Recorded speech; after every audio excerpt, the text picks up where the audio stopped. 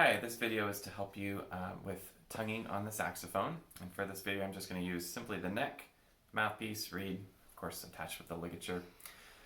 So when you're starting to tongue on the saxophone, you want to think of your tongue as closing off the opening between the reed and the mouthpiece. So when you push your tongue against it, obviously no air can get in. If you can see that, we're closing the gap.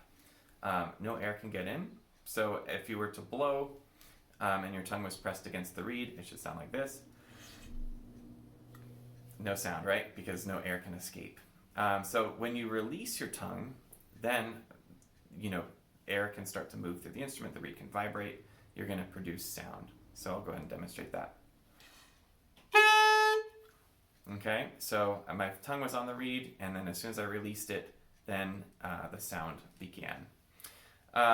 So you may be asking, okay, where do you tongue on the saxophone with the part of your body? Most people like to start students with the tip of the tongue to the tip of the reed.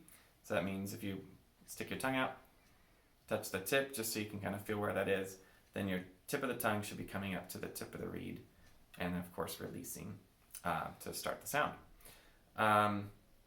Another option is you can use the top of the tongue if that feels more comfortable.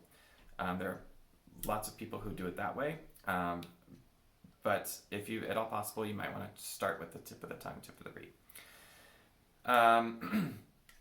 So the next exercise you may want to try is just holding out a note for a long period of time, preferably as long as you can in one breath, and then periodically start touching the tongue to the reed, and that's going to create separate notes, because obviously as you're blowing the air, when the tongue comes in contact with the reed, it's going to stop the previous note, and when you release it, it's going to start the next note. So I'm going to go ahead and demonstrate that for you.